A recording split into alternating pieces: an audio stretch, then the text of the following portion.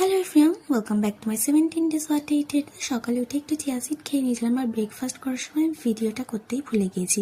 তো দুপুরে shower complete করে পুজোটাও দিয়ে নিয়েছিলাম। আর তারপর দেখলাম মা এখানে এই ফলটা কেটে দিয়েছিল, গাব, যেটা আগের দিন আমার স্টুডেন্টের বাড়ি থেকে দিয়েছিল। তো আমি অল্প ট্রাই করে দেখেছিলাম, বাট আমার অতটাও ভালো লাগেনি। তো যাই হোক, লাঞ্চ করতে বসে পড়েছিলাম। লাঞ্চে তো ফার্স্টে ছিল ঘি আর বেগুন ভাজা, তারপর মা চিংড়ি মাছ, ভোলা মাছ করেছিল, আর লাস্টে ছিল ডাল। তো আজকে সন্ধ্যাবেলা না একটা পপকর্ন খেয়ে নিয়েছিলাম। আর আজকে ছিল মায়ের বান্ধবীর বাড়িতে একটু নেমন্তন্ন। তো আমি কাকিকে বলেছিলাম যে আমাদের জন্য একটু ঘুগনি আর রুটি করে খাওয়াতে। কাকির হাতের ঘুগনিটা আমার ভীষণ ভালো লাগে, তো ভীষণ টেস্ট হয়েছিল। আজকের ডিনারটা কাকিদের ওখানেই কমপ্লিট করলাম। আর এখন তো 11:30 অলরেডি বেজে গিয়েছে। তো এই সময় আমরা কাকিদের বাড়ি থেকে বেরোলাম। আর বাইরে বৃষ্টি পড়ছিল। এই গাছ, একটা ফুল গাছ দেখায়, মাকে বললাম আমাকে এই ফুলটা ছিঁড়ে দাও। তো এটার ফুলটার নামটা কি তোমরা জানলে আমাকে কমেন্টে অবশ্যই জানিও। আমার তো বেশ মজা হচ্ছিল। আর বাড়ি আসার পথে আমি আরও একটা লাল ফুল দেখতে পাই, সেটাও আমি ছিঁড়ে নিয়েছিলাম।